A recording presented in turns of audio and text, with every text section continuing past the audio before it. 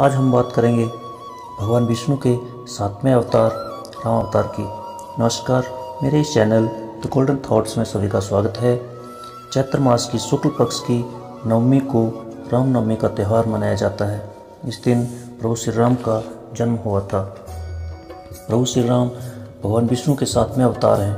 रामायण में वर्णन के अनुसार अयोध्या के सूर्यवंशी राजा दशरथ के जब कोई संतान नहीं हुई तो उन्होंने पुत्रेष्टि यज्ञ करवाया, जिसके फलस्वरूप उनके पुत्रों का जन्म हुआ।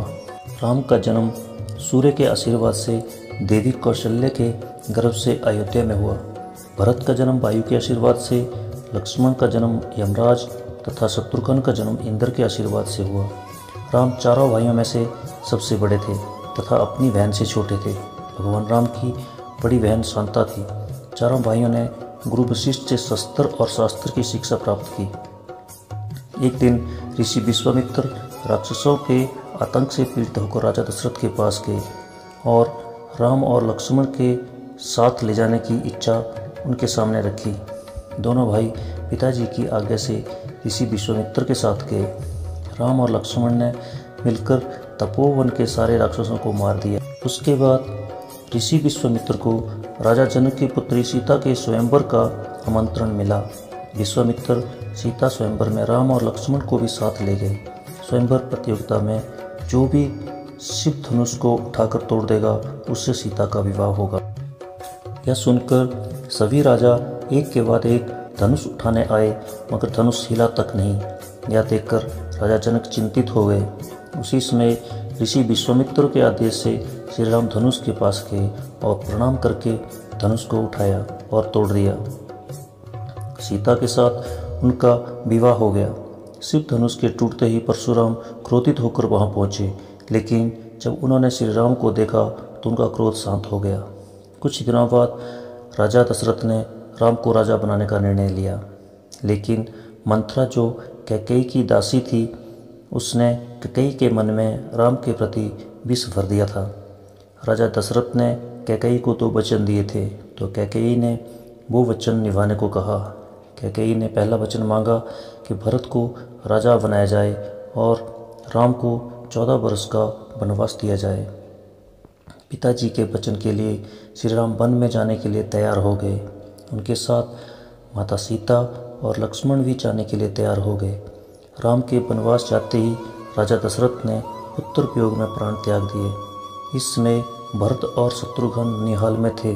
जब उनको ये पता चला तो वे तुरंत अयोध्या वापिस आए। पिता का अंतिम संस्कार करके बड़े भाई को लाने चित्रकूट गए, लेकिन पिता की आज्ञा का पालन करने के लिए श्री राम ने वापिस आने से मना कर दिया और भरत को वापिस जाने का आदेश दिया। भरत श्री राम की चरण पादुका लेकर वापिस अयोध्या आ गए और चरण पादुका को सिंहासन पर रखकर राज्य संभालने का निर्णय लिया। चित्रकूट से जाने के बाद राम ने दंडकारण्य में छोटी सी कुटिया बनाकर वनवास का समय व्यतीत किया। उस समय वन में शूर्पणखा को, जो कि रावण की बहन थी, उसने वन में राम को देखा और मोहित हो गई और राम के पास जाकर विवाह करने को कहने लगी, मगर श्री राम ने उन्हें ठुकरा दिया तो वो माता सीता को मारने के लिए दौड़ी, तो लक्ष्मण ने उनके नाक कान काट दिए। इसके बाद शूर्पणखा रावण के पास गई और अपनी व्यथा सुनाई। तब रावण ने मारीच के साथ मिलकर माता सीता का अपहरण करने की योजना बनाई। मारीच एक सुंदर हिरण बनकर आया और माता सीता के कहने पर राम उस हिरण को पकड़ने चले गए। उनके पीछे लक्ष्मण के जाते ही रावण ऋषि बनकर कुटिया में आए और भिक्षा देने के बहाने सीता को बाहर बुलाकर उनका अपहरण कर लिया। मारीच का वध कर जब राम और लक्ष्मण वापिस आए तो सीता माता नहीं थी। सीता को ढूंढते हुए उन्हें गिद्धराज जटायु मिले। माता सीता को बचाने पर रावण ने जटायु के पंख काट दिए थे। जटायु ने राम को रावण के बारे में बताया और उनकी गोद में प्राण त्याग दिए। जटायु का अंतिम संस्कार कर वे दोनों सबरी के आश्रम में गए और वहाँ सबरी के जूठे वैर खाए। वहाँ से जाने के बाद उन्हें हनुमान जी मिले। हनुमान जी उन्हें सुग्रीव से मिलाया। उनसे मित्रता करके राम ने सुग्रीव के भाई पाली का वध करके सुग्रीव को उनका राज्य वापिस दिलाया। उसके बाद सभी माता सीता की खोज में सभी दिशाओं में गए, मगर माता का कहीं पता नहीं चला। तब हनुमान जी को जटायु के भाई संपत्ति से सीता माता का पता चला।